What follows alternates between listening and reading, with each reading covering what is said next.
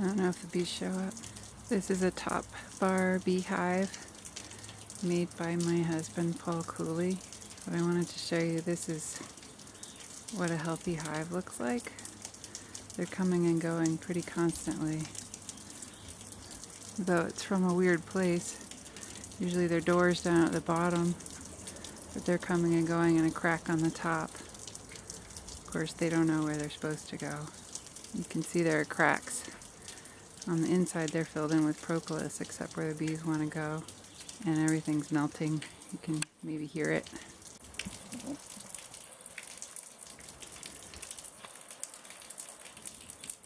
This is our new herb garden we put in a couple weeks ago. That's Zeb's peppermint, the first thing that inspired this garden. It's a really sunny part of the yard, usually really dry, but it's thriving. About 12 different kinds of herbs, seeds in the ground, including some non-herb grapes that we want to grow up this fence. We don't really have rain barrels. And that's the greenhouse Paul got for me. I used it once and totally fried my seeds. Now it's just getting a wash. This is one of the places where the bees drink. The electricity cord is plugged in for the chicks to keep them warm. This batch is really wild and won't come near us. There's one in the doorway. They're a little timid today. Hi girls, you come out? Hi Charles. Hi Banana. Hey Lemon. Come on out and enjoy the day. Too close. They're in there anyway. We don't really have names for them. I just call the yellow ones Banana and Lemon. They're turning white, so those names won't make sense for long. And then we have two really bright black ones, really intelligent black ones. And they're both called long neck because they like to peer around with their necks all stretched out. Ironically, drowning the timer for the drip system, which we normally rely on. That's called square foot gardening on raised beds with rotten wood. Paul and I cleaned out the empty hives. The bees still go after those to harvest whatever they can find. This little one though has lots of honey in it and the bees are robbing it. So if you didn't know better, you'd think it was an active hive, but it's not. They're a little puzzled about how to get in because of the snow on top. That's the silver lace vine covered in snow, but they love that when it's in bloom. The big chickens slept in here because the little ones are too little to be joining up with them yet. They might get pecked to death. That's Lucille. And a bee.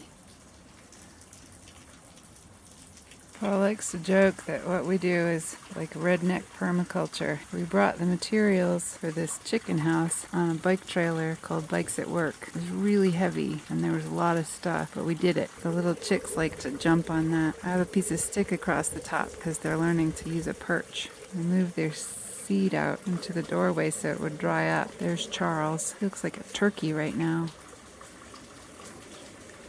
He still tweaks like a little baby, but he's definitely much bigger than when we got him. There's one of the long necks.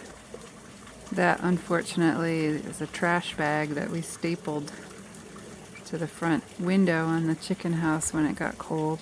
It's still there because we're not out of the freeze. They were hungry little girls. Hi, Charles. Oh, that one's Schultz, named after Sadie's dorm, which was in turn named after some person. Supposedly, Schultz and Charles are the same kind of chicken. They don't look it to me.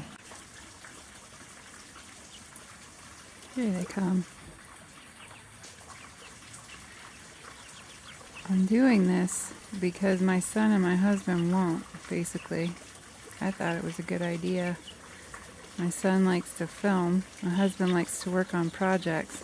He's got a really good sense of humor. Both of them do. I just like to laugh, but neither one of them would take my idea. My son filming my husband, working on his projects in the yard. So I thought I'd give it a try. I was inspired by spending the good part of the weekend listening to the podcast S-Town. I'm not used to listening to podcasts in the house, just in the car on long trips.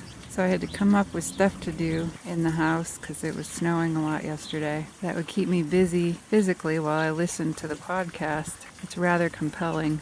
The yard, which to some people would look like a total mess, is actually more clean than it has been in a long time. We have a lot of little areas. Paul's garden area, which I won't go in because the door to get into it is deadly. I think that's my old brass bed frame over there holding up that crumbling fence. All of this fencing is to keep out the hawks so they won't eat the chickens, the babies. And we're supposed to have this as the chicken run so the chickens stay in it, but it seems so small when they get bigger. So they roam around in this half of the yard. The dogs are on the other half where we just put in the herb garden. It has a nice door that I can go in and out of without fear of death. Hi, girls. She wants to jump up on the door there. And she did it. Good girl. Come on down. Get on the log. Come on. Hey, Banana. Good girl. I've watched a lot of movies, especially in this half of my life since Netflix. Feels like I can't really read fiction anymore. I just come home and watch movies. As a parent of 2 teenagers, it's important to have something meaningful in your life that you're doing. You respect yourself for that doesn't just give you time to rest, to recover from your workday, and provide you with structure so you can be a good role model to your children. Finished with my herb class. I'm waiting for my herbs to grow so I can make more medicine. So I need something in the winter and spring that fills that role.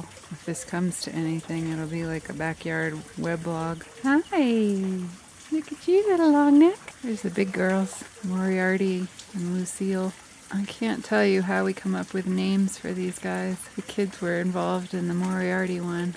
I don't know why Lucille is called Lucille. Anyway, I was saying I've watched a lot of movies on Netflix, but the ones that I watch that I remember are the documentaries. I think I moved more by real life stories than fiction these days. Maybe that's why I can't read fiction anymore. The chicks came out as Paul chased them out where they're acting disturbed. There's one sitting on our little stick on the old beehive. Sometimes we try to name them with a theme, like flowers. This is how wild they are. They're actually hiding from me. I didn't know there was such thing as a wild domesticated chicken. Paul's trying to catch one of the chicks so I can cuddle it. Hi, Charles. You have to hold him. I have to hold him. No, I'll fly away. Hi, baby. Whoa. It's okay. It's all right. Stay here. Hi. This is one of the long necks. Okay, that was a distress cry. This is how you cuddle a wild chicken. Her sisters are clearly disturbed at her distress. Looking at the feather on your knee. Well, so much for her daily adventure.